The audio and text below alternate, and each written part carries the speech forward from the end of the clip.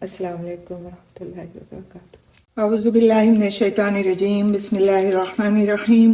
رب اشرح لی صدری ویسر لی امری واحلل عقدۃ من لسانی یفقہوا قولی، ربنا زدنا علما اللہم فقہنا فی الدین، ربی یسر ولا تعسر وتمم بالخیر۔ آج انشاءاللہ ہم سورۃ البقرہ کی آیت نمبر 216 سے شروع کریں گے۔ بہت اہم آیات ہیں اور بہت سبق آموز بھی ہیں۔ کتب علیکم القتال وهو کرہ لکم وعسى ان تکرہوا شیئا وهو خیر لکم وعسى ان تحبوا شیئا وهو شر لکم واللہ یعلم وانتم لا تعلمون۔ تم پر قتال فرض کر دیا گیا، قتال یعنی جنگ فرض کر دیا گیا، تم پر قتال فرض کر دیا گیا حالانکہ وہ تمہارے لیے ناپسندیدہ ہے، اور ہو سکتا ہے کہ تم کوئی چیز ناپسند کرو اور وہ تمہارے لیے بہتر ہو، اور ہو سکتا ہے کہ تم کوئی چیز پسند کرو حالانکہ وہ تمہارے لیے بدتر ہو، اور اللہ تعالیٰ جانتا ہے اور تم نہیں جانتے۔ کتب علیکم القتال، تم پر قتال فرض کر دیا گیا، تو اللہ سبحانہ تعالیٰ نے مسلمانوں پر قتال کو فرض کیا ہے، یعنی اس کے لیے کچھ حالات اور کچھ حالات کا ہونا ضروری ہے، یعنی کہ قتال کے فرض ہونے کی کچھ صورتیں ہیں جس میں پھر قتال کیا جائے گا۔ قتال کا مطلب کفار کے ساتھ یا غیر مسلموں کے ساتھ، مشرکین کے ساتھ جنگ کا کرنا ہے، باقاعدہ اس غرض سے کہ ان کو مارا جائے، اس کو ہم کہتے ہیں قتال۔ تو اللہ سبحانہ تعالیٰ نے قتال فرض کیا، کس صورت میں، کن حالات میں، کب، ان کو اس آیت کی روشنی میں ہم دیکھیں گے۔ تو پہلے مسلمان جو تھے وہ کمزور تھے، پھر وہ ہجرت کر کے مدینے آ گئے، تو ایک طرح سے انہوں نے اپنی ایک ریاست قائم کر لی، اور اس وقت پھر انہیں قتال کا حکم دیا گیا کفار کے ساتھ۔ آگے اللہ سبحانہ تعالیٰ اس آیت میں فرماتے ہیں وَهُوَ كُرْهٌ لَكُمْ، حالانکہ وہ تمہارے لیے ناپسندیدہ ہے۔ تو خوف اور ہلاکت کے خطرے کی وجہ سے انسان کا نفس جو ہے وہ جہاد کو ناپسند کرتا ہے، حالانکہ قتال خالص نیکی ہے جس کا بڑا اجر و ثواب ہے، اور دشمن پر فتح کی صورت میں اس میں مال غنیمت بھی ملتا ہے، یعنی کہ فتح بھی ملتی ہے اور مالی ثواب بھی ہوتا ہے، مالی اس کو جو فائدہ ہے وہ بھی ہوتا ہے۔ دونوں صورتوں میں فائدہ مند ہے انسان کے لیے قتال کا کرنا، لیکن اس کے لیے ضروری ہے کہ ایک اسلامی ریاست ہو، اس کے لیے ضروری کہ حکمران کی طرف سے اس کا حکم ہو، یعنی جہاد جبھی فرض ہوگا جب اس حکومت کی ریاست کی طرف سے لوگوں کو اس کے لیے کہا جائے گا، ادروائز تو کوئی بندہ اٹھ کر کے خود بخود بس اکیلا اور تنہا جہاد کے لیے نہیں کھڑا ہوگا، کیونکہ اسلام میں ہر حکم جو دیا گیا اس کے پیچھے حکمتیں بھی ہیں اور اس کے پیچھے اصول اور ضوابط بھی ہیں۔ دیکھیے جب ہم نماز پڑھتے ہیں تو اس کے لیے بھی ہمیں ایک باقاعدہ ضابطہ دیا گیا کہ نماز کا وقت ہو، اذان دی جائے، نماز کا وقت ہو جائے، اور پھر اس کے بعد نماز کو قائم کیا جائے اور اس کے لیے ایک امام ہو اور پیچھے اس کے مقتدی ہوں۔ عورتوں کی بات نہیں کر رہی میں، کیونکہ قتال کا جو حکم تھا وہ مردوں کے لیے تھا، اس لیے ان سارے احکامات کی پابندی جب نماز کے لیے ضروری ہے، جب روزے کے لیے یہ حکم ہے کہ سحری کا وقت ہو جائے تو انسان سحری کرے، پھر ایک وقت مقرر تک وہ روزے کو پورا کرے، اور پھر اس کے بعد کس طرح سے عبادات کرے۔ زکوٰۃ کا حکم دیا گیا تو اس کے لیے بھی ضوابط اور قواعد مقرر کیے گئے کہ پورا ایک سال گزر جائے، پھر تمہارے پاس اتنا مال ہو، پھر یہ ہو، پھر وہ ہو، تو اس کے بعد تمہارے اوپر زکوٰۃ فرض ہے، پھر کس کو دو گے یہ بھی بتا دیا گیا کہ کس کو دینا ہے۔ کیونکہ اتنی بڑی بات جس میں انسان کے نفس کی قربانی تھی، انسان کی جان کی قربانی تھی، اس کے لیے کوئی اصول و ضابطے نہیں ہوتے کہ بس کہا گیا کہ تمہارے اوپر قتال فرض کیا گیا اور لوگ جو ہیں بس نکل کھڑے ہوتے تلواریں لے کر، تو ایسا نہیں تھا، اصول و ضوابط کو مقرر کیا گیا تھا۔ اس لیے اس آیت کو اگر مسکوٹ کیا جاتا ہے کہ قتال کے بارے میں یہ آیت آئی ہے کہ جو تمہارے اوپر فرض کر دیا گیا، لہٰذا تم جہاں مرضی آئے، جس طرح مرضی آئے، جب مرضی آئے اٹھ کر کے جنگ کرنا شروع کر دو، تو یہ غلط ہوگا۔ لہٰذا اس کی جو پس منظر ہے اس کو بھی ہم دیکھیں گے انشاءاللہ، اور اس کے جو احکامات ہیں اس کو بھی دیکھیں گے۔ تو انسان اپنی جان اور اپنے مال پر اپنا حق سمجھتا ہے، اور اسلام کا مطالبہ یہ ہے کہ اسے دوسروں پر بھی خرچ کرو، یعنی جانی طور بھی اپنے آپ کو دوسروں کے لیے قربان کرو اور مالی طور پر بھی۔ یہ دونوں کام بالکل مختلف ہیں، اس لیے انسان کو ناگوار لگتا ہے۔ یہ جو بات کہی گئی وَهُوَ كُرْهٌ لَكُمْ، تو اپنے نفس کو قربان کرنا اور اپنے مال کو قربان کرنا دونوں ہی انسان کے لیے ناپسندیدہ حالات ہیں، ناپسندیدہ چیزیں ہیں۔ تو اللہ سبحانہ تعالیٰ آگے فرماتے ہیں وَعَسَىٰ أَن تَكْرَهُوا شَيْئًا وَهُوَ خَيْرٌ لَكُمْ، اور ہو سکتا ہے کہ تم کوئی چیز ناپسند کرو اور وہ تمہارے لیے بہتر ہو۔ تو اللہ سبحانہ تعالیٰ نے جہاد کی مثال دے کر مسلمانوں کو سمجھایا ہے کہ اگرچہ تمہارے لیے دشوار ہو، مگر اللہ تعالیٰ کے ہر حکم پر تمہیں عمل کرنا ہے، کیونکہ ہر کام کے انجام اور نتیجے کو اللہ تعالیٰ ہی جانتا ہے۔ ہو سکتا ہے اس میں تمہارے لیے بہتری ہو، جیسے جہاد کے نتیجے میں عزت، مال اور فتح نصیب ہو سکتی ہے۔ آگے اللہ سبحانہ تعالیٰ اس آیت میں فرماتے ہیں وَعَسَىٰ أَن تُحِبُّوا شَيْئًا وَهُوَ شَرٌّ لَكُمْ، اور ہو سکتا ہے کہ تم کوئی چیز پسند کرو حالانکہ وہ تمہارے لیے بدتر ہو۔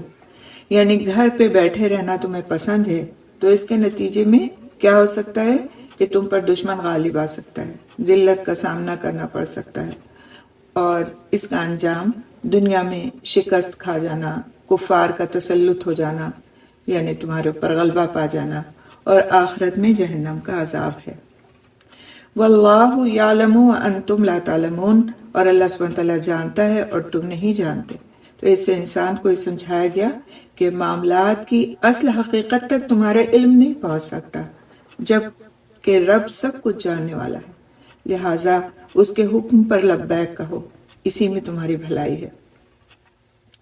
اور یہ بات سمجھائی گئی کہ علم والے پر اعتماد کرنا چاہیے، لہٰذا مناسب یہی کہ اللہ تعالیٰ کی قضاء و قدر کے ساتھ چلو، خواہ تمہیں اچھا لگے یا تم کو برا لگے۔ تو قتال فی سبیل اللہ کی جو فضیلت ہے اس کو ہم دیکھیں گے انشاءاللہ ایک حدیث کے ذریعے سے۔ صحیح بخاری کی حدیث ہے،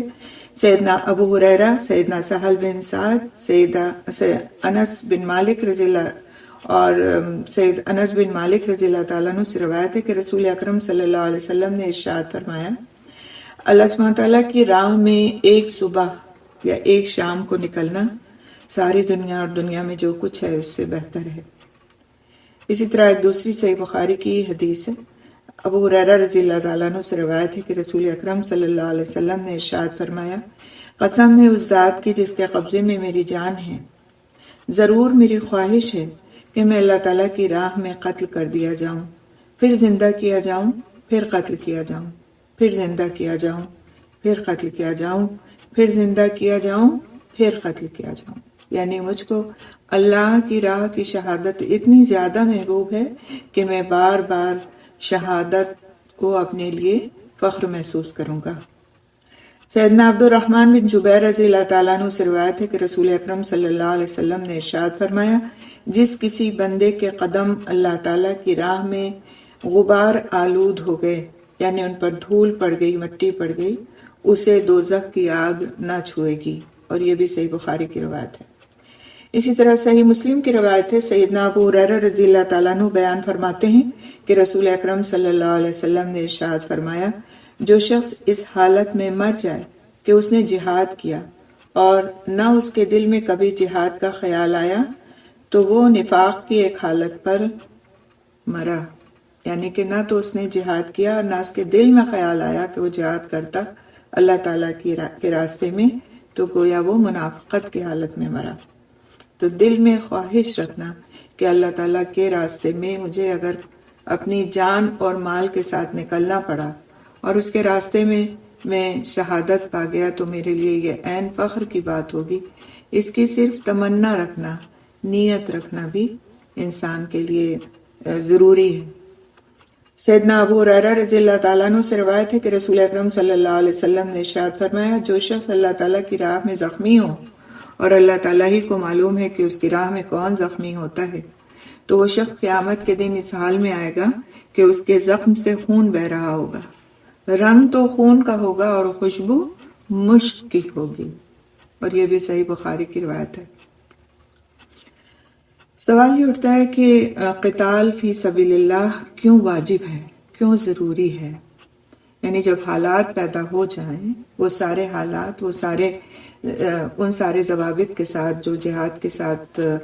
ضروری ہیں وہ قائم ہو جائیں، تو پھر جہاد کیوں ضروری ہے؟ تو دنیا میں رہنے کے دو طریقے ہیں، ایک تو یہ کہ اللہ کا بتایا ہوا طریقہ جو وحی کے ذریعے سے انسانوں کے علم میں آیا، اور دوسرے وہ تمام طریقے جو رب نے نہیں بتائے، اور یہ انسانوں کے خود ساختہ طریقے ہیں۔ وہ علیحدہ علیحدہ طریقہ ہائے زندگی کو اختیار کرنے والوں کے درمیان یہ جو دو مختلف طریقے ہیں، ان دونوں کے درمیان اختلاف رائے پیدا ہو جاتا ہے، اور ہوتا کیا ہے کہ یہ اختلاف نفرت اور دشمنی میں بدل جاتا ہے، اور پھر انسانوں کے طریقوں کو برداشت نہیں کر سکتے۔ عام طور پر اللہ والوں کا طرز عمل اللہ تعالیٰ کے مخالفوں کو پسند نہیں آتا۔ جب کبھی اللہ تعالیٰ کی مخالف قوتیں دلیل کے میدان میں ہار جاتی ہیں تو پھر تشدد کا بازار گرم کر دیا جاتا ہے، اور اللہ تعالیٰ کے بندوں کے لیے سچے اور فطری طریقہ زندگی پر عمل کرنا ناممکن بنا دیا جاتا ہے۔ تو ایسے میں اپنے نظریے پر قائم رہنے اور انسانی حقوق کی حفاظت کے لیے قتال فی سبیل اللہ واجب ہو جاتا ہے۔ اس میں مسلمانوں کے لیے بھی بھلائی ہے اور پوری انسانیت کے لیے بھی بھلائی ہے۔ یہ فرض سچائی کے لیے ہے، بھلائی کے لیے ہے، اصلاح کے لیے ہے۔ اس لیے کبھی بھی جب اس کی ضرورت پڑ جائے اور وہ سارے حالات پیش آ جائیں جس میں جہاد کرنا فرض ہے، تو پھر اس کے لیے نکلنا، اس کے لیے اپنا جان و مال قربان کرنا اور اس کاز کے لیے کچھ بھی دینا اللہ سبحانہ تعالیٰ کی نظر میں محبوب ہے۔ جیسے مثال کے طور پر سارے لوگ تو جنگ میں نہیں جاتے تھے اس وقت بھی، صرف جنگ تبوک کے موقع پر آپ صلی اللہ علیہ وسلم نے ہر ایک کو نکلنے کا حکم فرمایا تھا، اور سارے مسلمانوں کے لیے ضروری تھا کہ وہ جہاد کے لیے نکلیں۔ لیکن اس سے مستثنا کون سے لوگ ہوتے تھے؟ عورتیں، بچے اور وہ لوگ جو جہاد پر جانے کی سخت نہیں رکھتے تھے، یعنی ان کے پاس وسیلہ نہیں ہوتا تھا، یا تو سواری نہیں ہوتی تھی، یا پھر زیادہ راہ نہیں ہوتا تھا، یا پھر ان میں اتنی قوت نہیں ہوتی تھی، کسی طرح سے بھی وہ معذور ہوتے تھے، کیونکہ جہاد بار بار ایک کے بعد ایک جنگیں پیش آ رہی تھی۔ تو بسا اوقات یہ ہوتا تھا کہ اس سے پہلے والی جنگ میں اس شخص کو کوئی ایسا نقصان پہنچ چکا ہوتا تھا کہ پھر وہ اس جنگ پہ جانے کے لائق نہیں ہوتا تھا۔ تو ایسے لوگوں کو مستثنا رکھا جاتا تھا۔ مستثنا کا مطلب کیا ہے؟ ایکسیپشنل۔ ان کے لیے ایکسیپشنل ہوتا تھا یہ جہاد کا حکم باقی لوگوں کے مقابلے میں۔ باقی لوگ جو صحت مند ہوتے تھے اور ہر طرح سے فٹ ہوتے تھے، ان کے لیے جہاد کا جب حکم دیا جاتا تھا تو نکلنا ضروری تھا۔ لیکن جو لوگ نہیں بھی جاتے تھے وہ ان جہاد میں جانے والوں کی کسی نہ کسی طور پر مدد کیا کرتے تھے، اپنے مال سے ان کی مدد کرتے تھے۔ مثال کے طور پر کوئی شخص اگر نہیں جا سکتا تھا، جسمانی طور سے اس میں کوئی نقص ہوتا تھا یا کوئی پرابلم ہوتی تھی کہ وہ جاتا جہاد میں لڑتا، تو وہ اپنے طور پر اپنی سواری پیش کر دیتا تھا، اپنے طور پر کچھ نہ کچھ مالی مدد کر دیتا تھا ان جہاد پر جانے والوں کے لیے۔ تو جب جہاد فرض ہو جائے یا ایسے حالات پیش آ جائیں کہ جہاد ضروری ہو، تو اس موقع پر کسی بھی طرح کی مدد کرنا ان لوگوں کی جو جا رہے ہیں وہ بھی ایک طرح سے واجب ہے، فرض ہے کہ ان کی مدد کی جائے، پیچھے رہ جانے والوں کی دیکھ بھال کی جائے اور ان کا خیال رکھا جائے۔ یہ بھی ایک طرح سے جہاد کا ہی حصہ ہے۔ تو انسان کو کبھی نہیں سمجھنا چاہیے کہ ہم تو میدان جنگ میں جا کر کے نہیں لڑ سکتے، لہٰذا ہم محروم ہیں۔ ہم ان کی جو جا رہے ہیں اور جو لڑ سکتے ہیں ان کی اگر کسی طور پر بھی مدد کر سکتے ہیں تو وہ بھی جہاد کا ہی ایک حصہ ہے۔ اور ان سب باتوں کو لوگوں نے کیوں ناپسند کیا اور کیوں پسند کیا، اس کی وجہ یہی ہے کہ ظاہر ہے اب تک ان کے اوپر ایسی کوئی سچویشن نہیں آئی تھی۔ وہ اگر ظلم و تشدد کیے جاتے تھے مکے کی زندگی میں،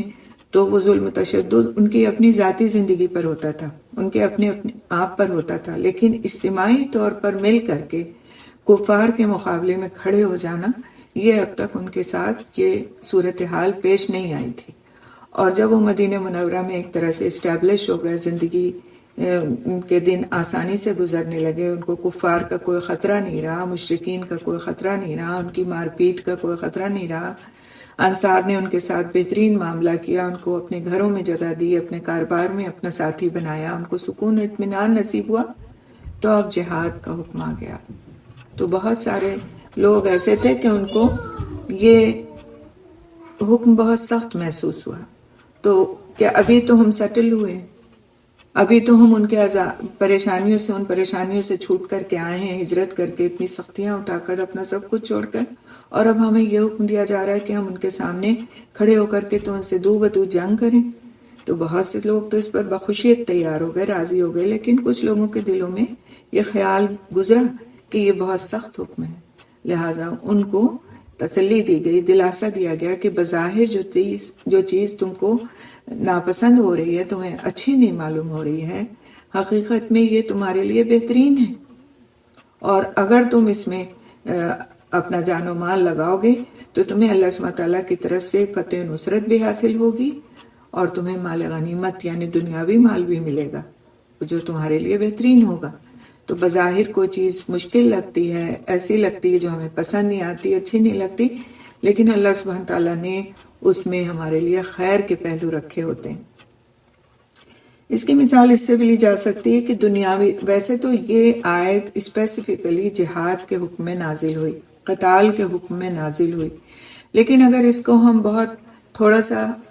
جس کو کہتے ہیں واسٹ پس منظر میں ہم دیکھیں، زیادہ پھیلاؤ میں ہم دیکھیں اس کو،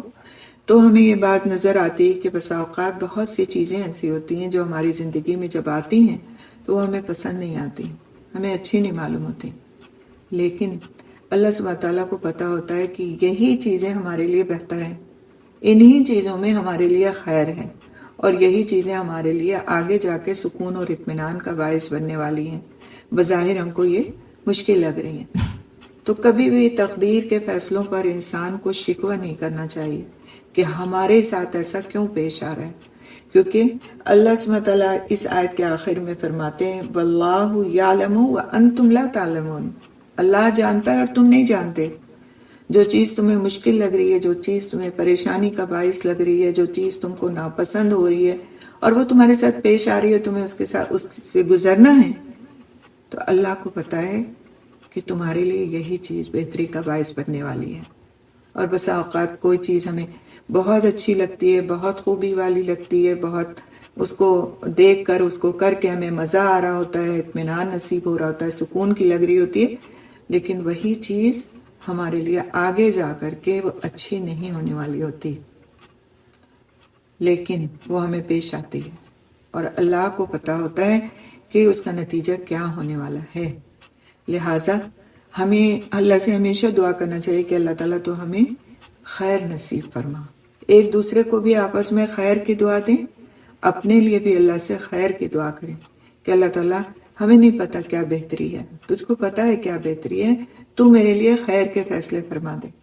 اور پھر اس کے بعد اس دعا کرنے کے بعد مطمئن ہو جائیں کہ اللہ تعالیٰ خیر کے ہی فیصلے فرمائیں گے۔ اب دیکھیں ہمیں استخارے کی دعا سکھائی گئی، کیوں سکھائی گئی؟ استخارہ کرنے کے لیے ہم سے کیوں کہا گیا؟ صرف اسی لیے نا کہ ہمیں نہیں پتا ہوتا کہ جو فیصلہ ہمیں کرنا ہے، جو کام ہم کرنے والے ہیں، وہ ہمارے لیے بہتری کا ہے یا پھر اس میں ہمارے لیے خیر نہیں ہے۔ اس لیے ہم کو یہ دعا سکھائی گئی کہ استخارے کی دعا ہم کر لیں، اور اس کے بعد جو کام ہونا ہے وہ ہو جائے گا، اور وہ اسی طرح ہوگا کہ جس طرح سے اس میں ہمارے لیے خیر ہوگی۔ بس اوقات لوگ شکایت کرتے ہیں اس بات کی کہ شادی کی تھی، اس سے پہلے استخارہ کیا تھا اور اب حالات ایسے پیش آ رہے ہیں، فلاں کام بزنس کیا تھا، اس سے پہلے استخارہ کیا تھا، لیکن اب بزنس میں نقصان پہ نقصان ہوتا چلا جا رہا ہے۔ اس طرح کی شکایتیں لوگ کرتے ہیں، نہیں کرنا چاہیے، یہ شکوے نہیں کرنا چاہیے۔ کیوں نہیں کرنا چاہیے؟ آپ کے ساتھ حالات ہو رہے ہیں ایسے، اور آپ نے استخارہ کیا تھا، اس کے باوجود ہو رہے ہیں، تو اس میں یہ بات ہے کہ اگر آپ وہ استخارہ نہ کرتے تو شاید اس سے بھی بدتر حالات پیش آتے. جو اب پیش آ رہے ہیں اس سے بھی بدتر پیش آنے والے تھے آپ کے ساتھ. جو اب نہیں آ رہے ہیں اس استخارے کی برکت سے، خواہ وہ آپ کو ابھی بھی مشکل لگ رہے ہیں لیکن اس سے بھی ورسٹ ہو سکتا تھا. تو کبھی اللہ سے نہ شکوہ کرنا چاہیے اور نہ اس بات کو بلیم کرنا چاہیے کہ ہم نے استخارہ کیا تھا اور اس کے باوجود ہمارے ساتھ مشکلات پیش آ رہی ہیں. دوسری طرف یہ کہ اگر استخارہ کیا آپ نے اور آپ کے ساتھ پھر بھی حالات پیش آ رہے ہیں تو آپ کا اجر اللہ کے یہاں جمع ہوتا جا رہا ہے، اور وہ اتنا زیادہ ہوگا کہ اگر آپ اس کام کو نہ کرتے تو وہ اس اجر کے آپ مستحق نہیں بن سکتے تھے. اور اللہ سبحانہ تعالیٰ نے آخرت میں خیر کا ذخیرہ کر دیا اس کام کو کروا کے دنیا میں. تو استخارے کو نہ کبھی اس پر سے ہمارا یقین کبھی نہیں اٹھنا چاہیے اور نہ ہمیں استخارے کو چھوڑنا چاہیے. صحابہ کرام رضی اللہ تعالیٰ عنہ مجمعین چھوٹے چھوٹے سے کاموں کے لیے بھی استخارہ کیا کرتے تھے، اور یہ ہمارے نبی صلی اللہ علیہ وسلم کی سنت ہے اور ہم سے کہا گیا یہ کرنے کے لیے. اور استخارہ ایک طرح سے اپنے رب سے مشورہ ہے. تو ہم انسانوں سے دنیا میں مشورہ کر لیتے ہیں لیکن اپنے رب سے مشورہ کرتے ہیں اور پھر اس کے بعد کوئی چیز ہماری مرضی کے مطابق نہیں ہوتی تو ہم بلیم کرنا شروع کر دیتے ہیں. تو یہ بلیم کرنا مناسب رویہ نہیں ہے، کیونکہ اللہ سبحانہ تعالیٰ سے کیا ہوا مشورہ کبھی غلط نہیں ہو سکتا. اس نے ہمارے لیے خیر ہی رکھی ہوتی ہے، خواہ وہ خیر ہمیں دنیا میں نظر آ جائے اور دنیا میں ہی مل جائے، اور خواہ وہ خیر ہمارے لیے آخرت کے ذخیرے میں جمع ہو جائے. تو دونوں ہی صورتوں میں ہمارا کوئی نقصان نہیں ہے، چاہے وہ ہمیں نقصان بظاہر دکھائی دے رہا ہو لیکن وہ ہمارا نقصان نہیں ہوتا. کیونکہ جب اللہ سبحانہ تعالیٰ فرماتے ہیں کہ مومن کو اگر ایک کانٹا بھی چبھ جائے گا تو اس کا اجر دوں گا میں، تو آپ سوچیں کہ اگر خدا نخواستہ میں ہم نے استخارہ کیا اور دنیا میں اس کے باوجود ہمارے ساتھ تکلیف دہ معاملات حالات پیش آ رہے ہیں تو کیا اس کا بدلہ اللہ سبحانہ تعالیٰ نہیں دیں گے؟ یقیناً دیں گے. تو تقدیر کی ان باتوں سے کو ہمیں سمجھنے کی ضرورت ہے، اور اس بات پر ہمارا ایمان ضروری ہے کہ اللہ سبحانہ تعالیٰ بہتر جانتے ہیں جو ہم نہیں جانتے. لہٰذا ہر موقع پر استخارہ ضرور کریں، استخارے کی دعا یاد کرنے کی کوشش کریں، اور اگر یاد نہیں ہے تو اپنے پاس کہیں نہ کہیں سے نکال کر کے انٹرنیٹ سے سیو کر لیں استخارے کی دعا. اور استخارے کی جو عربی میں دعا ہے، عربی کا جو ورژن ہے اس کو پڑھیں، اور پڑھنے کے بعد آپ اپنی دعا جو آپ کو کرنی ہے وہ دعا کر لیں اور مطمئن ہو جائیں. کوئی خواب ضروری نہیں کہ کوئی خواب نظر آ جائے گا، کوئی واضح اشارہ مل جائے گا، کوئی ضروری نہیں ہے. کسی کسی کے ساتھ ہوتا بھی ہے، کسی کے ساتھ نہیں بھی ہوتا، لیکن آپ کا دل مطمئن ہو کر ایک راستے پر چل پڑتا ہے کہ یہی میرے لیے صحیح ہے اور یہی مجھے کر لینا چاہیے. ٹھیک ہے، انشاءاللہ آگے ہم چلتے ہیں. اگلی آیت، اعوذ باللہ من الشیطان الرجیم. یسألونک عن الشہر الحرام قتال فیہ قل قتال فیہ کبیر وصد عن سبیل اللہ وکفر بہ والمسجد الحرام واخراج آلہ منہ اکبر عند اللہ والفتنة اکبر من القتل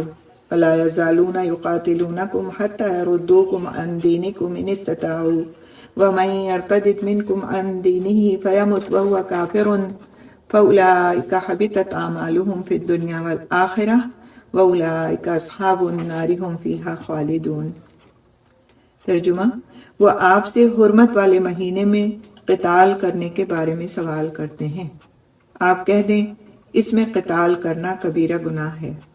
اور اللہ سبحانہ تعالیٰ کی راہ سے روکنا اور اس کے ساتھ کفر کرنا اور مسجد حرام سے روکنا اور اس کے رہنے والوں کو وہاں سے نکالنا اللہ تعالیٰ کے نزدیک اس سے زیادہ بڑا ہے، یعنی اس سے زیادہ بڑا گناہ ہے، اور فتنہ قتل سے زیادہ بڑا ہے. بہت غور کرنے کی بات ہے کہ فتنہ قتل سے زیادہ بڑا ہے، اور وہ ہمیشہ تم سے لڑتے رہیں گے حتیٰ کہ اگر وہ استطاعت پائیں تو تمہیں تمہارے دین ہی سے پھیر دیں، اور تم میں سے جو اپنے دین سے پھر جائے پھر وہ مر جائے اس حال میں کہ وہ کافر ہو، تو یہی لوگ ہیں جن کے اعمال دنیا اور آخرت میں ضائع ہو گئے، اور یہی لوگ آگ والے ہیں، وہ اس میں ہمیشہ رہنے والے ہیں. تو سب سے پہلے ہم یہ دیکھیں گے کہ یسألونک عن الشہر الحرام قتال فیہ، اس سے کیا مراد ہے. تو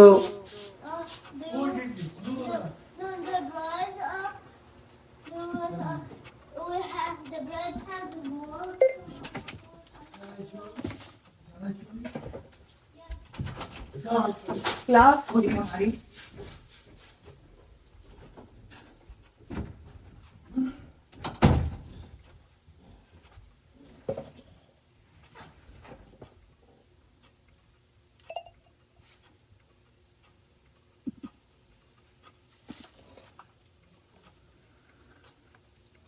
سب سے پہلے آیت کے اس حصے کو ہم دیکھیں گے. یسألونک عن الشہر الحرام قتال فیہ، وہ آپ سے حرمت والے مہینے میں قتال کرنے کے بارے میں سوال کرتے ہیں.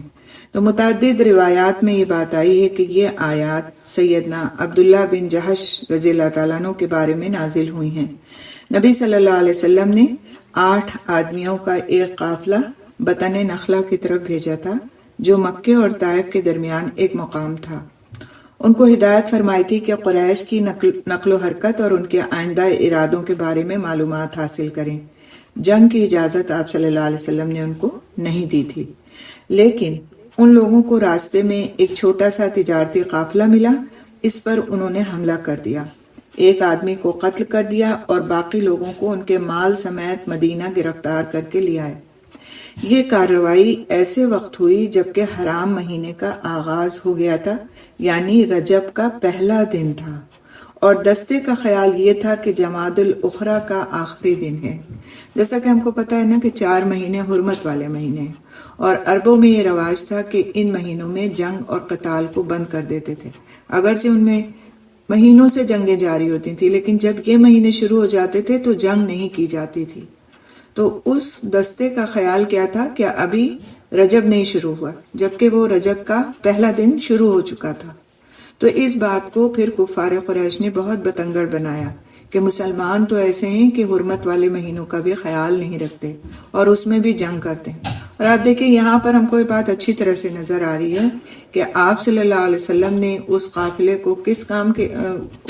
وہ جو لوگوں کا ایک گروپ تھا اس کو کس کام کے لیے بھیجا تھا، اور انہوں نے کام کیا خود کر لیا اپنی مرضی سے، ان کو اس کام کے لیے بھیجا نہیں گیا تھا. تو پھر اس کے بعد آگے کی چیزیں ہم پڑھیں گے جو اس آیت میں آتی ہیں. عرب جو تھے وہ حرام مہینوں کا احترام کرتے تھے اور اسلام نے بھی ان کا احترام برقرار رکھا تھا. جب یہ دستہ قافلے اور قیدیوں کو لے کر مدینے پہنچا، نبی صلی اللہ علیہ وسلم کے سامنے پیش کیا اور مال غنیمت بھی پیش کیا، تو آپ صلی اللہ علیہ وسلم نے فرمایا کہ میں نے تمہیں حرام مہینوں میں لڑنے کا حکم کب دیا تھا؟ قیدیوں کو کھڑا کر دیا گیا اور آپ صلی اللہ علیہ وسلم نے انہیں لینے سے انکار کر دیا. اب یہ لوگ جو لے کر آئے تھے یہ گھبرا گئے. مسلمان بھائیوں نے انہیں، جو ان کے وہاں مدینے میں مسلمان اور تھے، انہوں نے ان کو بہت برا بھلا کہا. قریش مکہ نے کہا، اب قریش مکہ کو موقع مل گیا نا، تو انہوں نے کیا کہا کہ محمد صلی اللہ علیہ وسلم کے ساتھیوں نے حرام مہینوں کی حرمت کو ختم کر دیا ہے. یہودیوں نے بھی گمراہ کن پروپیگنڈا کیا اور اس میں آپ صلی اللہ علیہ وسلم اور آپ صلی اللہ علیہ وسلم کے ساتھیوں کو ایسے پیش کیا گیا جو عربوں کے تمام مقدسات کا، یعنی جو مقدس چیزیں تھیں ان کا انکار کرتے تھے، اور صدیوں کی جو روایات چلی آ رہی تھی وہ ان کو گویا پامال کر رہے تھے. اور اس موقع پر یہ آیات نازل ہوئیں. معاملے کا سچائی کے ساتھ فیصلہ ہو گیا اور رسول اکرم صلی اللہ علیہ وسلم نے قیدیوں اور مال غنیمت کو قبول کر لیا. تو اللہ سبحانہ تعالیٰ نے اپنے نبی صلی اللہ علیہ وسلم کے سامنے حالات کو کھول کر رکھ دیا اور دشمنوں کو ایک طرح سے اس آیت میں جواب دیا گیا. تو سوال یہ آگے کا جو ہم حصہ پڑھیں گے آیت کا، تو یہ سوال اٹھتا ہے کہ حرام مہینوں میں لڑنا کیسا ہے. اس کے جواب میں رب العزت نے جو فرد جرم عائد کی اس سے کیا ثابت کرنا مقصود ہے، تو اس کی وضاحت انشاءاللہ اس حصے میں آیت کے آتی ہے کہ وہ قل قتال فیہ کبیر، آپ کہہ دیں اس میں قتال کرنا کبیرہ گناہ ہے. کس میں؟ حرام مہینوں میں. وصد عن سبیل اللہ وکفر بہ والمسجد الحرام واخراج اہلہ منہ اکبر عند اللہ، اور اللہ تعالیٰ کی راہ سے روکنا. یعنی تم لوگ یہ بات جو کہہ رہے ہو نا کہ قتال کرنا اس میں گناہ کی بات ہے، تو ہاں ہے، ایسا ہی ہے، لیکن اللہ تعالیٰ کی راہ سے روکنا اور اس کے ساتھ کفر کرنا اور مسجد حرام سے روکنا اور اس کے رہنے والوں کو وہاں سے نکالنا اللہ تعالیٰ کے نزدیک اس سے زیادہ بڑا گناہ ہے. یعنی یہ کام تو تم کر چکے، یہ تم کو گناہ نہیں محسوس ہوئے،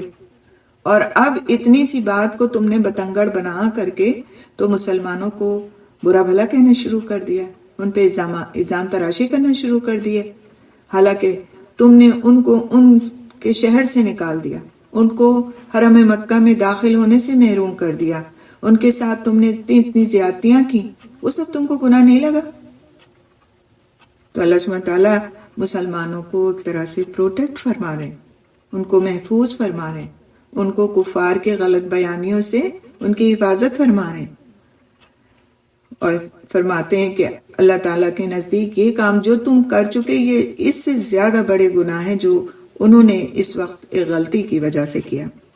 تو اللہ سبحانہ تعالیٰ نے ثابت کیا ہے کہ ان لوگوں نے اللہ تعالیٰ سے کفر کیا، لوگوں کو اللہ تعالیٰ کے راستے سے روکا، مسجد حرام کی حرمت کو توڑا اور مسلمانوں کو اذیت دی، اور پورے 13 سال اذیتیں دے کر مسلمانوں کو اللہ تعالیٰ کے دین کے راستے سے روکتے رہے،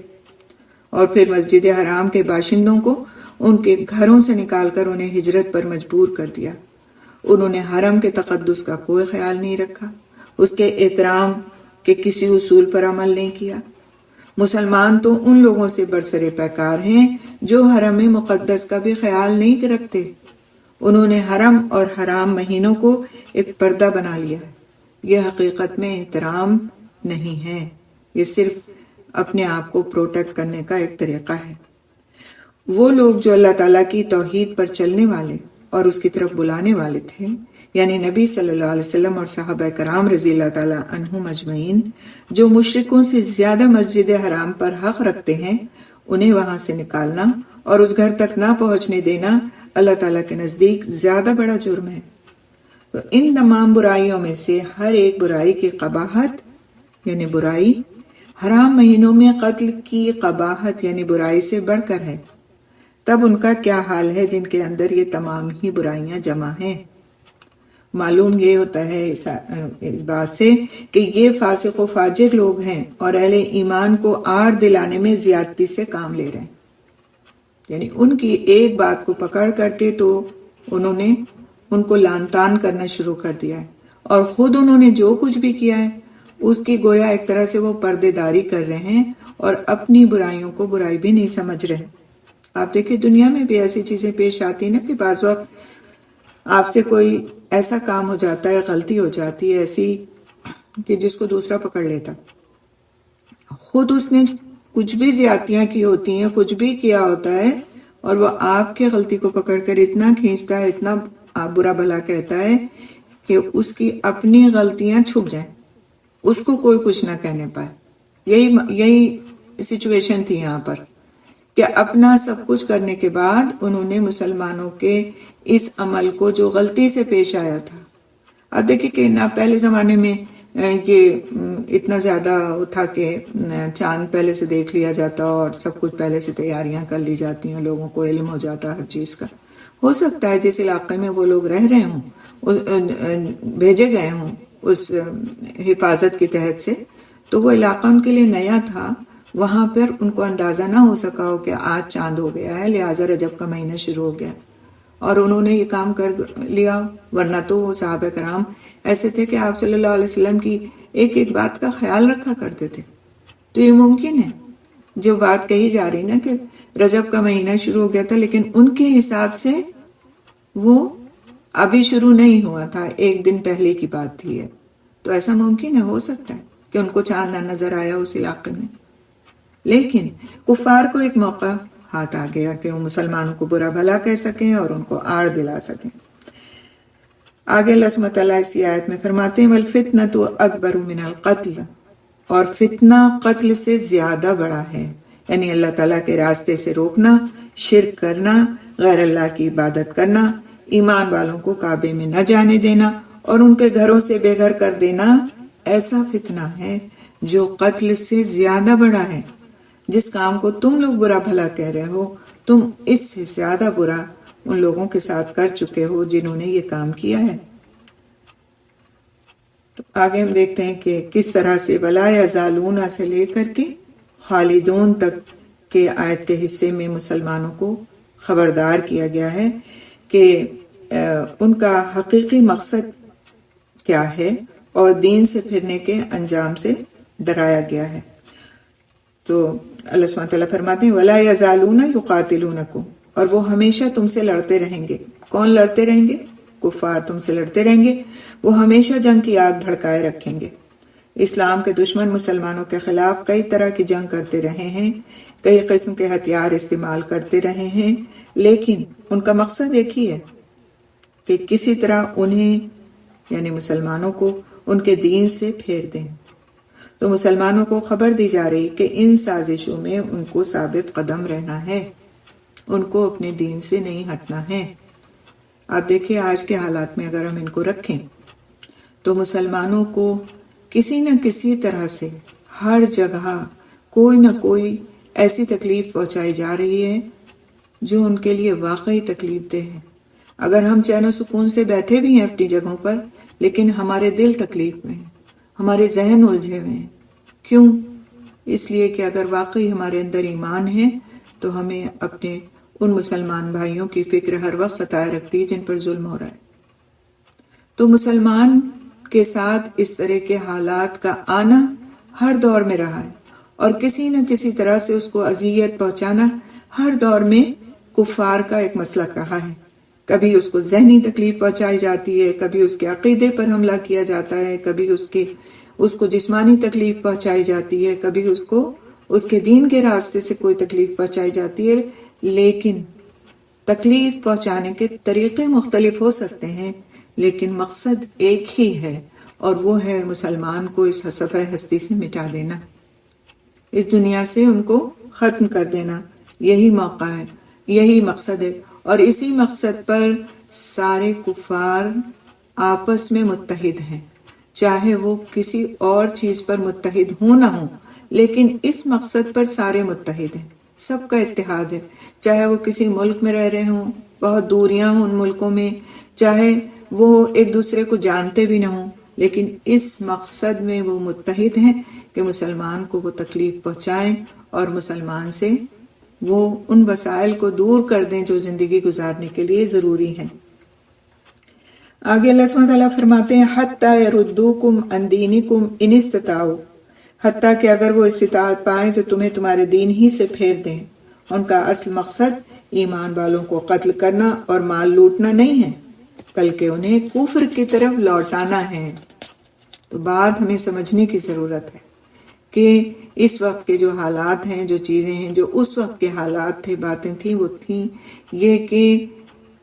نہیں مٹا سکتے ہم ان کو، لیکن ان کو ان کے دین سے منحرف کر سکتے ہیں۔ ایسے حالات پیش کر دیں، ایسی افواہیں پھیلا دیں، ایسا ان کے خلاف مسلمانوں کے ہم پروپیگنڈا کریں کہ وہ اپنے دین سے پھر جائیں۔ پہلے مکے میں ان کو اذیتیں دیتے تھے اور ان سے اس بات کا تقاضا کرتے تھے کہ وہ اپنے دین کو چھوڑ دیں تو ان کو اذیتیں دینا بند کر دیں گے۔ اب کیا کیا ہے انہوں نے کہ ان کے خلاف افواہیں پھیلانا شروع کی تاکہ وہ اپنے دین سے پھر جائیں، پھر سے کفر کی طرف لوٹ آئیں، اور اسی وجہ سے وہ ان کے خلاف اپنی قوتوں کا بھرپور استعمال کر رہے ہیں۔ تو تمام کفار کا عام طور پر یہی رویہ ہے، دوسرے لوگوں سے ہمیشہ برسر پیکار رہیں گے جب تک کہ ان کو اپنے دین سے پھیر نہ دیں۔ خاص طور پر یہود و نصارہ نے اس مقصد کے لیے جماعتیں تشکیل دی ہیں، اپنے دائی بھیجے ہیں، طبیب پھیلائے ہیں اور مدارس قائم کیے ہیں تاکہ دوسری قوموں کو اپنے مذہب میں جذب کر لیں، ان کے ذہنوں میں ہر وہ شبہ ڈال دیں جو ان کے دین میں شک پیدا کرے۔ مگر امید ہے کہ اللہ سبحانہ تعالیٰ جس نے اہل ایمان کو اسلام جیسی نعمت عطا کر کے احسان فرمایا اور اپنے اس دین قیم کو ان کے لیے چن لیا اور اپنے دین کو ان کے لیے مکمل کر دیا، ان پر اپنی نعمت کو قائم کر دیا، وہ ضرور ان کو اپنی نعمتوں سے اور حسنات سے نوازے گا، پوری طرح اس کا اتمام کرے گا، یعنی ان کو مکمل کرے گا، اور ہر اس طاقت کو پسپا کر دے گا جو اس کے دین کی روشنی کو بجھانے کی کوشش کرے گی۔ وہ ان کی چالوں کو ان کے سینوں ہی میں کچل کر رکھ دے گا اور وہ اپنے دین کی مدد اور اپنے کلمے کو ضرور بلند کرے گا۔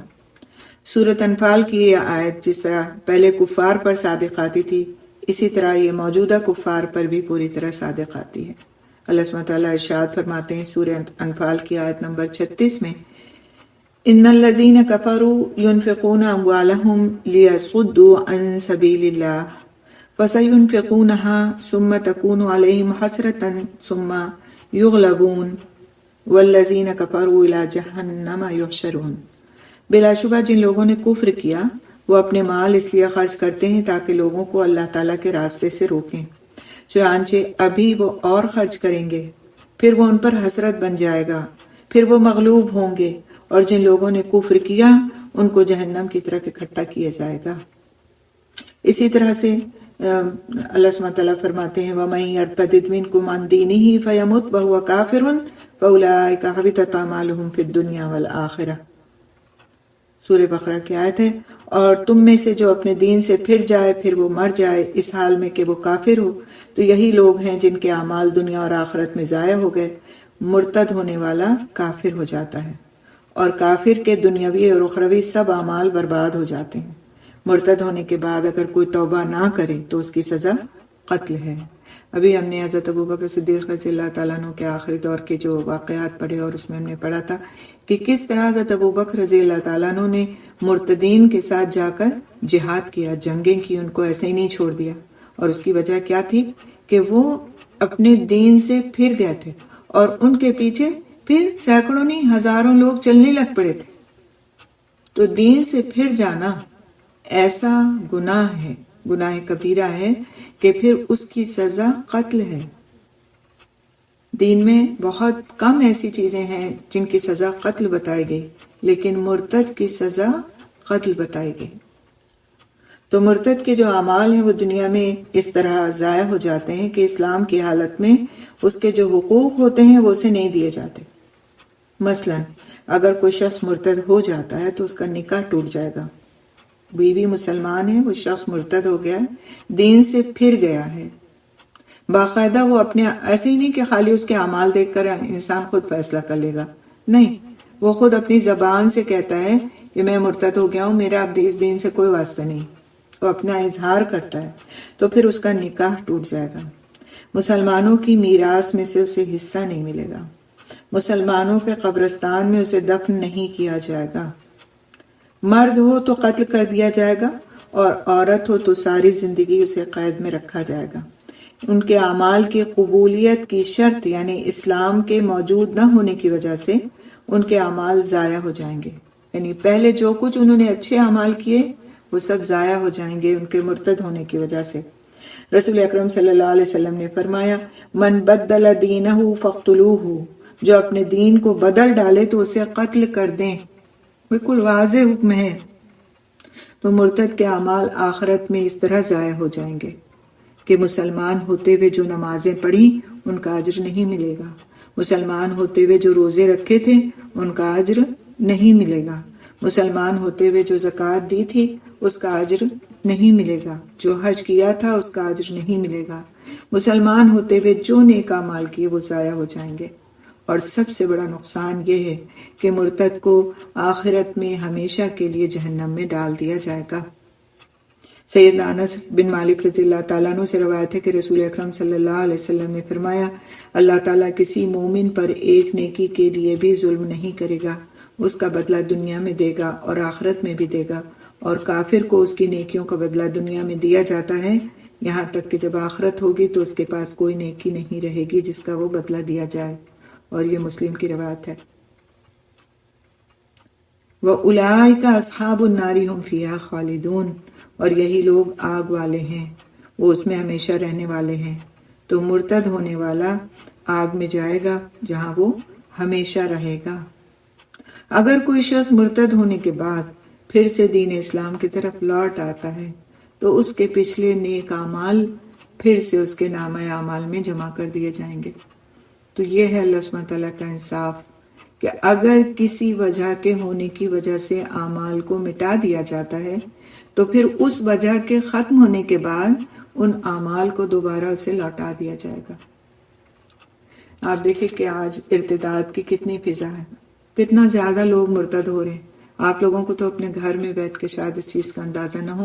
لیکن ہمیں یہاں ویسٹ میں بہت اس چیز کا اچھی طرح سے اندازہ ہے کہ اچھے اچھے مسلمان گھرانوں کے بچے ارتداد کی طرف مائل ہیں. وہ کہتے ہیں ہم کچھ نہیں ہوتا، بس یہی دنیا کی زندگی ہے اور اس میں ہی ہمیں جی لینا ہے. اور ہم کسی کو نہیں مانتے، کسی دن کو ہی نہیں مانتے، ہم ایتھیسٹ ہو جاتے ہیں. وہ بس اپنی لائف جینا ہے، جی کر کے اس دنیا سے چلے جانا ہے. اور ایسا کیوں ہوتا ہے؟ اس لیے کہ وہ بہت زیادہ ان لوگوں کے ساتھ ان کا انوالومنٹ ہوتا ہے جو کسی دین پر خود ہی نہیں ہوتے، تو وہ اپنے جیسا ہی ان کو پھر بنانے کی کوشش کرتے ہیں. جب وہ دیکھتے ہیں کہ ایسے لوگ تو مزے کر رہے ہیں تو وہ سوچتے ہیں کہ ہمارے اوپر یہ پابندیاں کیوں ہیں، ہمارے ساتھ ایسا کیوں ہو رہا ہے. خود میرے اپنے گھر میں میرا بیٹا بہت چھوٹا تھا، گریڈ 1 میں تھا جب میں یہاں آئی ہوں. تو گریڈ 1 کا بچہ، اس نے آ کر کے ایک دن گھر پہ کہا کہ ماں ہم نارمل نہیں ہیں، ہم لوگ نارمل نہیں ہیں. تو مجھے تو ایسا جس کو کہتے ہیں نا شوق لگنا، وہ شوق ہوا مجھے کہ یہ کیا بات کہہ رہا ہے. اتنا چھوٹا بچہ گریڈ 1 کا، اس کو کیا بات ایسی لگ رہی ہے کہ وہ اس بات سے ہی انکاری ہو گیا کہ ہم نارمل ہیں. تو میں نے اس سے پوچھا کہ پھر نارمل کیا ہوتا ہے؟ تو اس نے یہ بات کہی کہ نارمل وہ ہوتا ہے جو اس کا دل چاہتا ہے وہ کرتا ہے، وہ نارمل ہوتا ہے. اس کا جب دل چاہتا ہے جب سوتا ہے، جب دل چاہتا ہے جب کھاتا ہے، جب دل چاہتا ہے جب پڑھتا ہے، جب دل چاہتا ہے جب نہیں پڑھتا ہے. اس کی اپنی لائف ہوتی ہے. آپ سوچ سکتے ہیں 6 سال 7 سال کا بچہ آپ کے سامنے کھڑے ہو کر کے اس طرح کی بات کہے. تو جس کو کہتے ہیں نا کہ انتہائی چیلنجنگ ٹائم تھا وہ میرے لیے. سب سے پہلے تو میں نے ان حالات کو پتہ کیا کہ یہ بات اس کے دماغ میں آئی کہاں سے. تو پتہ ہی چلا کہ جس کلاس میں، جس اسکول میں، جیسے ہم جب شروع میں آئے تو ہمیں کچھ پتہ نہیں تھا کہ یہاں پر اسلامک اسکولس الگ ہیں اور پبلک اسکولس الگ ہیں، اور پبلک اسکولس کا کیا ایٹماسفیئر ہے اور اسلامک اسکولس. اب یعنی کہ میرے اتنے قیام کے عرصے میں کئی کھل گئے ہیں. اس وقت میں پورے شہر میں 1 یا 2 ہوا کرتے تھے، جن کا ہر ایک کو پتہ بھی نہیں ہوتا تھا. تو ظاہر ہے ہم نئے آئے تھے، ہمیں اس وقت پتہ نہیں تھا. جو ہمارے گھر کے سب سے قریب اسکول تھا، ہم نے اس کو ایڈمیشن کرا دیا تھا. تو اب پتہ ہی چلا کہ اس کی ٹیچر ایک چائنیز خاتون تھیں. چائنیز میں زیادہ تر ایتھیسٹ ہوتے ہیں، یوزولی ایتھیسٹ ہوتے ہیں، ورنہ پھر وہ بودھ مذہب کو فالو کر رہے ہوتے ہیں یا ان کے اپنے اور کوئی مذہب جو بھی ہوں. کلاس میں آلموسٹ 90% کی پاپولیشن جو تھی وہ بھی چائنیز کی تھی، غیر مسلموں کی تھی، اور 1 یا 2 بچے مسلمان تھے. تو ظاہر ہے وہ جب چاروں طرف سے ایک بات کو سن رہا تھا کہ ایسے کرنا انسان کے لیے نارمل ہے، تو اس کو یہ لگا کہ ہمارے اوپر تو ہر وقت کی پابندی ہے کہ ہمیں نماز بھی پڑھنی ہے، تو ہمیں بیٹھ کر کے گھر پہ قاعدہ بھی پڑھنا ہے، تو ہمیں جو ہے فلاں وقت سونا ہے، فلاں وقت نہیں سونا ہے، اور اگر ہم اس وقت سو جائیں گے تو ہماری نماز قضا ہو جائے گی، اور ہمیں اس طرح کھانا ہے اور اس طرح چلنا ہے اور اس طرح بیٹھنا اور اس طرح بات کرنا ہے. تو ہمارے اوپر تو بڑی پابندیاں ہیں. تو اس کا مطلب ہے ہم نارمل نہیں ہیں اور باقی سارے لوگ جو ہیں وہ نارمل ہیں. تو یہ بچپن سے ذہن سازی جو ہوتی ہے ہمارے بچوں کی، وہ پھر بڑے ہو کر کے ظاہر ہو جاتی ہے ارتداد کی شکل میں. یہ تو اللہ کا احسان میں مانتی ہوں کہ اللہ تعالیٰ نے اس بچے کی زبان سے یہ جملہ کہلوا دیا، جو ہم الرٹ ہو گئے کہ ہمیں اس کے لیے کیا پریکاشنز لینے ہیں کہ اس کے دماغ سے یہ بات نکل جائے. آپ یقین مانیں کہ ہمارا پورا گھر، میں اور میرے سارے بچوں سمیت، اس کے ہر وقت کے ایک طرح سے ٹریننگ کے اوپر لگ گیا. اور یہ نہیں کہ ہم نے اس کو لیکچر کیے. اتنا چھوٹا بچہ نہ لیکچر سمجھ سکتا ہے، نہ قرآنی آیات کو پوری طرح سے سمجھ سکتا ہے، کچھ بھی نہیں. لیکن اٹھتے بیٹھتے مختلف طریقوں سے ہم کو اس کو یہ سمجھانا تھا کہ نارمل ہم ہیں جو ایک ڈسپلنڈ لائف گزارتے ہیں. نارمل وہ نہیں ہیں جو ان ڈسپلن لائف گزارتے ہیں، وہ تو جانور ہوتے ہیں. ان کے کوئی رولز نہیں ہوتے زندگی گزارنے کے. ہمارے رولز ہیں. ہمیں ہمارے رب نے رولز دیے، ڈسپلن دیا، طریقہ دیا زندگی گزارنے کا، ایک بالکل بہترین طریقہ ایسا کہ جس پر چل کر کے ہمارے نہ صرف نفس اطمینان اور سکون پاتے ہیں، بلکہ ہمارا جسم بھی صحت مند رہتا ہے اور ہم اللہ کی نظر میں بھی اچھے بنتے ہیں۔ تو بعض وقت اقتدار اس طرح سے داخل ہوتا ہے انسان کی زندگی میں کہ پھر اس کو پتہ بھی نہیں چلتا، اور بڑے ہو کر کے وہ چیز جب ایک تناور درخت بن جاتی ہے تب ہوش آتا ہے کہ یہ کیا ہوا، یہ تو ہم نے پالا تو مسلمان کی صورت میں اس کو تھا، نام بھی دیا تھا، لیکن اس کے اندر جڑیں کس چیز کی پنپ رہی تھیں، اور اب وہ کہاں چلا گیا وہ دین جس پر ہم نے اس کو پالا تھا۔ تو ہمیشہ چوکس رہیں، چوکنا رہیں۔ میں نے آپ کو یہ واقعہ اس لیے سنایا کہ اتنا ریئل ہے کہ میری اپنی زندگی اور اپنے بچے کا واقعہ ہے۔ تو ضروری نہیں کہ آپ کہیں ویسٹ میں رہتے ہو، آپ ویسٹ میں نہیں رہ رہے، لیکن آپ انڈیا کے ان حالات ماحول میں رہ رہے ہیں جہاں آپ کے بچے غیر مسلموں کے درمیان جاتے ہیں، رہتے ہیں، پڑھتے ہیں، ان سے آپ ان کو بچا نہیں سکتے، ان کے درمیان وہ اٹھتے ہیں، بیٹھتے ہیں، ان کے خیالات سے متاثر بھی ہوتے ہیں۔ تو اس کے لیے ضروری کیا ہے؟ اس کے لیے ضروری یہ ہے کہ اپنا کنیکشن بچوں سے مضبوط کیا جائے۔ جب ہمارے اندر ہمارے ایمان کی، دین کی جڑیں راسخ ہوں گی تو ہم بچوں کو ان کو پوری طرح سے سمجھا سکیں گے کہ ہم کون ہیں، ہماری آئیڈینٹی کیا ہے، ہماری امپورٹنس اللہ کی نظر میں کیا ہے، ہم کو کیا کرنا ہے، ہم کو اللہ سبحانہ تعالیٰ نے اشرف المخلوقات میں سے بنایا ہے، اور اللہ کی نظر میں ایک مومن کی اہمیت کیا ہے۔ یہ ساری چیزیں کون ماں سمجھائے گی اپنے بچوں کو؟ وہی ماں سمجھائے گی جو قرآن اور حدیث کا علم رکھتی ہوگی، جو اس بات کی اہمیت کو خود سمجھتی ہوگی، اور اس پر بچپن سے محنت کرنا ضروری ہے۔ بچپن سے اگر ہم نے سوچا کہ نہیں ابھی بہت چھوٹے ہیں، ابھی تو کچھ نہیں، تو نہیں، ان کے ذہنوں کے اندر وہ جڑیں جب ایک بار جمنا شروع ہو جاتی ہیں تو وہ پھیلتی چلی جاتی ہیں، پھر ان کو بڑے ہو کر سنبھالنا بہت مشکل ہوتا ہے، کیونکہ بڑے ہو کے تو وہ اعلان کرتے ہیں بس کہ ہم یہ ہو گئے ہیں، ہم یہ کرنے لگے ہیں، اور اب بس اس وقت آپ کے بنائے کچھ نہیں بنتی۔ دوسرا کام جو کرنے کا ہے وہ یہ کہ بچوں کے ساتھ اپنے رابطے کو، اپنے کنیکشن کو مضبوط کرنے کی ضرورت ہے۔ یہ جو آج کل کا ٹرینڈ چل پڑا ہے نا کہ بچہ اسکول سے آیا، ہم نے اس کے ہاتھ میں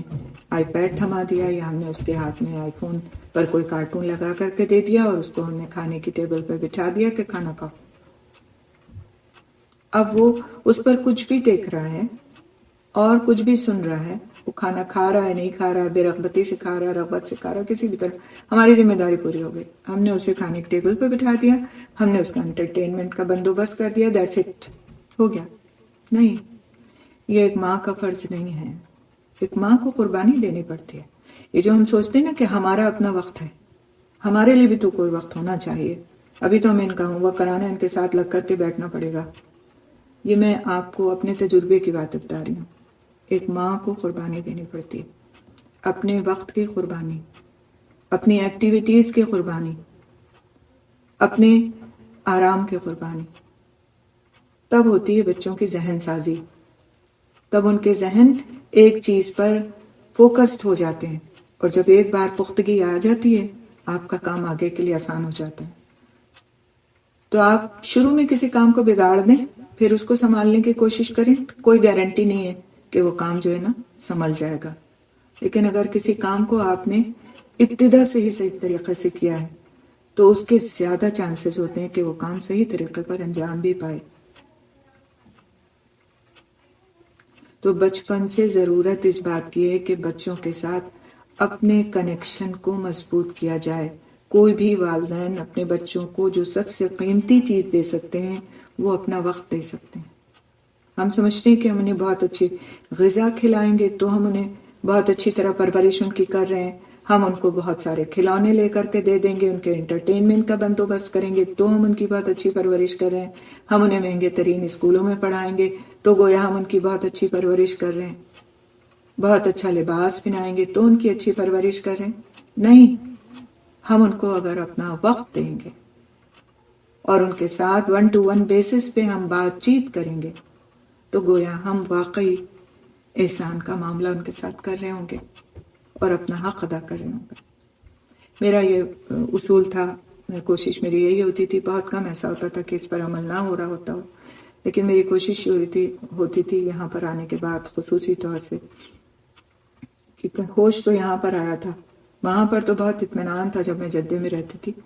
کہ اسلامی ماحول ہے، مسجدیں ہیں، سارے مسلمان بچے ہیں جن کے درمیان ہمارے بچے پڑھ رہے ہیں، کوئی فکر کی بات ہی نہیں ہے۔ لیکن یہاں آ کر کے جب یہ سارے حالات چیزیں اور سامنے آئیں تو آنکھیں یہ کھلیں کہ ہمیں کرنا کیا ہے۔ تو اس وقت پھر میں نے اپنا اصول یہ بنایا تھا کہ جب میں بچوں کو اسکول پہنچانے جاتی تھی، میں پیدل جاتی تھی، تقریباً 1 کلومیٹر ہوگا اسکول، کیونکہ ہمارے پاس اس وقت یہاں پر اسکولز میں بسز کچھ ڈفرینٹ کلاسز کے لیے ہوتی ہیں، کچھ کے لیے نہیں ہوتی ہیں، آپ کو خود بندوبست کرنا ہوتا ہے۔ تو پیدل پہنچانے جاتی تھی اور پھر واپس لینے جاتی تھی۔ تو جب پہنچانے جاتی تھی تو میں ان کو کوئی نہ کوئی ایسا قصہ، اسٹوری، کچھ بھی ایسا سناتی بھی جاتی تھی۔ 2 بچے تھے میرے چھوٹے اس وقت، ایک گریڈ 1 میں، ایک 4 میں، اور میں ان سے یہ کہتی تھی کہ آپ لوگوں کو اتنے غور سے سننا ہے یہ اسٹوری کہ واپسی میں جب ہم چھٹی ہوگی واپس آئیں گے تو یہ میں آپ سے سنوں گی، تاکہ وہ توجہ سے سنیں، دھیان سے سنیں، کیونکہ جب ایک چیز آپ کو دوبارہ سنانا ہوتی ہے نا تو پھر آپ سے دھیان سے سنتے ہیں۔ تو کوئی بہت بڑے بڑے ایسے قصے نہیں، چھوٹی چھوٹی سے قصے صحابہ کرام کے، کبھی کسی گھریلو فرد کے کہ جس نے بڑا اچھا سا کوئی کام کیا ہوتا تھا، کبھی کسی کے جو ان کے ذہن میں آ جائیں، اتنی بڑے ذہن کے لیے جو کافی ہو جائیں، کبھی کوئی ایسی بات بھی، کوئی ضروری نہیں کہ کوئی قصہ ہی کہانی، لیکن اس بات کو میں واپسی میں ان سے پوچھتی بھی تھی کہ صبح جو ہم نے بات کی تھی وہ اب اس وقت آپ مجھے بتائیے، تو وہ ذہن میں پختہ ہو جاتی تھی۔ تو یہ کرنے کا محنت کا کام ہے۔ آپ یقین مانیے اس بچے کے اس ایک جملے نے ہمیں ہلا دیا تھا کہ ہم نارمل زندگی نہیں گزار رہے،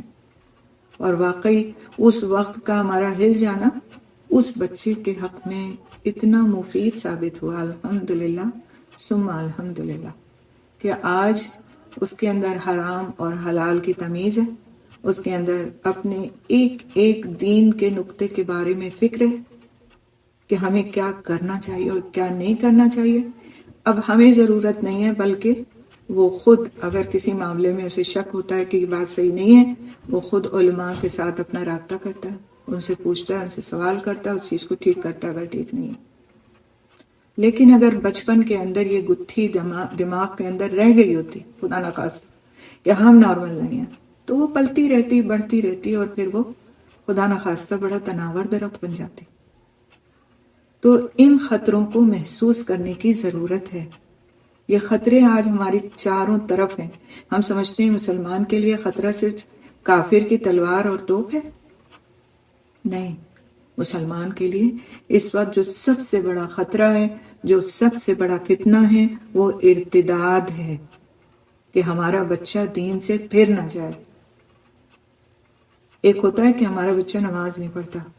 اس کی ہمیں فکر لاحق ہوتی ہے۔ ایک ہوتا ہے کہ ہمارے بچے کے ذہن کے اندر کیا پل رہا ہے کہ وہ نماز نہیں پڑھتا، اس کے دل میں اس کے خالق کائنات کی کیا شبیہ ہے، کیا سمجھتا ہے وہ اللہ سبحانہ تعالیٰ کو۔ بچپن سے ہم بچوں کے دل کے اندر یہ ڈال دیتے ہیں، دیکھو تم نے فلاں کام نہیں کیا تو ابھی گھر میں تمہارے فادر آئیں گے نا، تمہیں ان سے تمہاری شکایت کرتی ہوں، یا فلاں سے تمہاری شکایت لگاتی ہوں، تم نے فلاں کام گڑبڑ کیا ہے نا تو اب تمہیں پتہ لگ جائے گا۔ لیکن ہم اللہ تعالیٰ کا خوف نہیں پیدا کرتے بچے کے دل کے اندر۔ ہم سمجھتے ہیں یہ اس کے لیے بہت بڑی بات ہے، اس کی عمر سے زیادہ بڑی بات ہے، لہٰذا ہمیں یہ کام کرنے کی ضرورت نہیں ہے، تو خود بخود ہی ہو جائے گا، تو مسلمان ہے نا۔ اس کے دماغ کے اندر یہ ساری چیزیں ڈالنے کی کوئی ضرورت محسوس نہیں کرتے ہم۔ لیکن حقیقت بات یہ ہے کہ ایک ایک موقع پر پانی کا گھونٹ بھی دینا اس کو، تو اس کو جتا کر دیں یہ بات، یہ اللہ سبحانہ تعالیٰ نے دیا ہے ہم کو، اللہ کی نعمت ہے۔ اگر یہ نہ ہوتا یہ پانی تو ہمارے ساتھ یہ ہو سکتا تھا، یہ ہو سکتا تھا، یہ ہو سکتا تھا۔ اگر آپ دن میں ایک بار بھی یہ کام کر لینا تو اللہ کی عظمت دل کے اندر آ جائے گی۔ ایک نوالا بھی کھلائیں تو ماں اگر نوالا کھلاتی ہے تو بچے کو کوئی نہ کوئی بات ضرور اچھی بتا رہی ہوتی ہے، لیکن اگر ماں پلیٹ میں کھانا بہترین قسم کا ڈال کر اس کے سامنے سے ہٹ جاتی ہے اور اس کے سامنے کچھ اور ہی دنیا کی چیزیں چل رہی ہوتی ہیں، تو وہ اس نعمت سے محروم ہوتے ہیں جو ان کے سامنے رکھی ہوتی ہے۔ اور ایک ماں جو صرف سوکھی روٹی کھلا کر کے ان کو دین کا علم دے رہی ہوتی ہے، ان سے وہ باتیں کر رہی ہوتی ہے جو اس کی آخرت کے لیے بہترین ہوتی ہیں، اس کے رب سے اس کی معرفت کا سبب ہوتی ہیں، تو وہ اس کے لیے قیمتی ترین کھانا ہے۔ میرے بچے بڑے بھی ہو گئے تھے تو میں کوشش کرتی تھی کہ ایک وقت کا کھانا میں ان کو اپنے ہاتھ سے کھلاؤں۔ آج بھی یہ بچے مس کرتے ہیں اس چیز کو کہ آپ ایک نوالا ایک کے منہ میں دیتی تھی، دوسرا دوسرے کے منہ میں، تیسرا تیسرے کے منہ میں، آپ ہمیں ابھی بھی بٹھائیں اور ہمیں اسی طرح کھلائیں، کیونکہ انہیں پتا ہے کہ وہ کھانے سے زیادہ اس وقت کو انجوائے کر رہے ہوتے تھے۔ ہم آپس میں باتیں کرتے تھے، آپس میں ایک دوسرے سے کچھ پوچھ رہے ہوتے تھے، ہنس رہے ہوتے تھے، بول رہے ہوتے تھے، اور وہ کھانا جو تھا وہ ایک ان کے لیے ایسا ٹائم بن جاتا تھا کہ جس کو وہ آج بھی یاد کرتے ہیں اپنے بچوں والے ہونے کے بعد بھی، کہ آپ ہمیں ایسے کرتی تھی۔ تو یہ یادیں رہ جاتی ہیں ان کے ذہنوں میں، اور یہ بڑی خوبصورت یادیں ہوتی ہیں، اور وہ اس احسان کو اپنے والدین کے بھولتے نہیں ہیں۔ کوئی بات نہیں، بچے بڑے ہو گئے نا، گریڈ 8 میں 9 میں آ گئے، بیٹھ جائیں ان کے ساتھ کھانے کے ٹائم پہ، 2 نوالے ان کے منہ میں اپنے ہاتھ سے ڈال دیں۔ یہ جو آپ کی محبت ہوگی نا، یہ ان کے دلوں میں گھر کر جائے گی، وہ آپ کی بات سننے لائق ہو جائیں گے، آپ ان کو اس لائق بنا لیں گے کہ آپ ان سے اپنی ایک بات کو کہہ بھی سکیں۔ تو یہ جو بے رخی، بے تعلقی، والدین کا ایک طرح سے اگنور کرنا، اور آج کے دور میں کیا ہے کہ اپنا فون، اپنے لیے ٹائم نکال لینا، اور یہ جتنی دیر میں کھائیں گے اتنی دیر میں تو میں میسج چیک کر لیتی ہوں، تو میں میری فلاں سیریل آ رہی تھی اس کو دیکھ لیتی ہوں، تو میں یہ کر لیتی ہوں، تو وہ کر لیتی ہوں، اور ہم اپنا فون لے کر کے ٹیبل پر بھی ان کے سامنے لا تعلقی سے بیٹھے رہتے ہیں، وہ کھا رہے ہیں، پی رہے ہیں، گرا رہے ہیں، کسی طرح سے بھی کچھ بھی کر رہے ہیں، اور پھر بعد میں ہم شکایت کرتے ہیں ہمارے بچے جو ہیں فلاں چیز سے محروم ہو گئے ہیں، سب ماحول نے، حالات نے ان کو تباہ کر دیا۔ ٹھیک ہے، حالات اور ماحول کی ذمہ داری ہے، لیکن سب سے بڑی ذمہ داری والدین کی ہے، اور اس میں سب سے بڑی ذمہ داری ماں کی ہے کہ وہ اپنے بچوں کو کس طرح پالتی ہے، اور آپ یقین مانیے کہ اس کا نتیجہ نکلتا ہے۔ تو اس وقت کی لاپرواہیوں سے ہمیں اپنے آپ کو بچانا ہے۔ ایک ماں کا دوسرا نام قربانی ہے، یہ یاد رکھیے۔ ایک ماں کا دوسرا نام اپنے اوپر آرام کو حرام کر لینا ہے۔ آرام نہیں ہے اس کے بعد اس کی زندگی میں جب اس کی اولاد ہو گئی۔ ایسے تو نہیں رکھ دیا نا اللہ میاں نے ماں کے قدموں کے نیچے جنت کو، اور ماں کا سب سے بڑا حق ایسے ہی تو نہیں دے دیا۔ فرائض بھی ہیں، فرائض ہم ادا نہ کریں تو پھر حقوق کو بھول جائیں۔ بڑے ہو کے ہماری اولاد ہماری نافرمان ہوتی ہے، تو سب سے پہلے وہ کس کی نافرمان ہوئی ہے؟ اللہ سبحانہ تعالیٰ کے نافرمان، اور اس نافرمانی کو کرنے میں ہمارا دخل ہے، کیونکہ ہم نے اس کو نہیں دیا وہ جو ہمیں دینا چاہیے تھا۔ اب بعض والدین کہتے ہیں کہ ہم نے سب کچھ کیا تھا اس کے باوجود بھی بچے ایسے ہیں۔ اب آپ کی ذمہ داری نہیں ہے۔ کیوں؟ آپ نے اپنی سی کوشش کر لی، اپنی سی محنت کر لی، سب کچھ کر لیا۔ اب بات یہ ہے کہ تقدیر میں ان کی وہی لکھا تھا جو وہ کر رہے ہیں، اور تقدیر میں ہدایت کا ملنا، اس کو آپ اس طرح سمجھ لیں کہ ہدایت اسی کو ملتی ہے جو ہدایت کو مانگتا ہے، اور اس کو نہیں ملتی جو نہیں مانگتا ہے۔ تو پہلے انسان تڑپتا ہے اور پھر اللہ سبحانہ تعالیٰ اسے عطا فرماتے ہیں۔ پہلے آپ چاہتے ہیں اور پھر اللہ سبحانہ تعالیٰ آپ کے لیے چاہتا ہے۔ تو ہدایت وہ چیز ہے۔ تو اگر کسی کو بڑے ہونے کے بعد، جوان ہونے کے بعد وہ سر پھرا پن کرتا ہے، لیکن بچپن میں آپ نے اس کو صحیح خطوط پر پالا ہوتا ہے، تو پھر یہ ہے کہ آپ اپنی رہتی زندگی تک اس کو حکمت کے ساتھ نصیحت ضرور کرتے رہیں، لیکن وہ اپنے اعمال کا پھر خود ذمہ دار ہے۔ لیکن اگر بچپن سے ہی ہم نے ایسا نہیں، اور ایسا بہت ریئرلی ہوتا ہے، بہت ریئرلی، کہ آدمی کو بچپن سے لے کے جوانی تک اچھے خطوط پر پالا گیا ہو، اور پھر وہ ایک دم سے اٹھ کر کے مرتد ہو جائے اور اعلان کر دے کہ نہیں، میں تو نہیں مانتا کسی بھی چیز کو۔ بہت ریئرلی ہوتا ہے، لیکن زیادہ تر کب ہوتا ہے کہ جب شروع سے لاپرواہی بڑھتی گئی ہوتی ہے۔ جن کے بھی چھوٹے بچے ہیں، چھوٹے نہیں ہیں تو گھر میں، اور کوئی بھی بچے، بہن کے بچے، بھائی کے بچے، دیور کے بچے، جیٹھ کے بچے، کسی کے بھی بچے تو بچے ہیں نا، تو ہماری ذمہ داری ہے۔ تو حقیقی خیر خواہی کیا ہے کہ صرف اپنے بچوں کی نہیں، بلکہ اپنے سے ساتھ کے بچے جو ہمارے گھر میں رہ رہے ہیں ان کی بھی فکر کی ضرورت ہے. ان کو بھی اگر ہم کسی برے کام سے بچا سکیں، کسی اچھے کام سے ہم لگا سکیں، تو یہ ہمارے ہی لیے ہمارے نامہ اعمال میں آگے جا کر کے نیکی بنے گی، ہمارے لیے ہی صدقہ جاریہ بنے گا. یہ تو نرم و نازک پودے ہیں. آپ جا رہے ہوں، کہیں پر بھی جا رہے ہوں اور چھوٹے چھوٹے سے پودے لگے ہوں اور اس میں آپ کا کوئی بھی پودا نہیں ہو، تو کیا آپ ان پودوں پر چل کر کے جانا پسند کریں گے؟ اس کی آری پر سے انتہائی سخت دل کوئی ہوگا جو ان پودوں کو روندنا پسند کرے گا. نہیں کر سکتا انسان. اگر اس میں ذرا سی بھی خیر خواہی ہے، دین کی رمق ہے، وہ نہیں کر سکتا. تو ہمیشہ خیر خواہی کو اپنے اندر پیدا کرنے کی ضرورت ہے، اور جس کے دل میں خیر خواہی نہیں ہوتی، اللہ سبحانہ تعالیٰ کے نزدیک اس کا کوئی بھی مقام نہیں. اللہ سبحانہ تعالیٰ ہم سب کو آپس میں ایک دوسرے کے ساتھ خیر خواہی کرنے کی توفیق دے، ہدایت دے، اور اللہ تعالیٰ جو کچھ بھی ہم پڑھتے ہیں سنتے ہیں اس پر عمل کی ہم سب کو توفیق دے. سبحان اللہ بحمدہ، سبحانک اللہم بحمدک، نشہد ان لا الہ الا انت، نستغفرک ونتوب الیک. السلام علیکم ورحمۃ اللہ وبرکاتہ.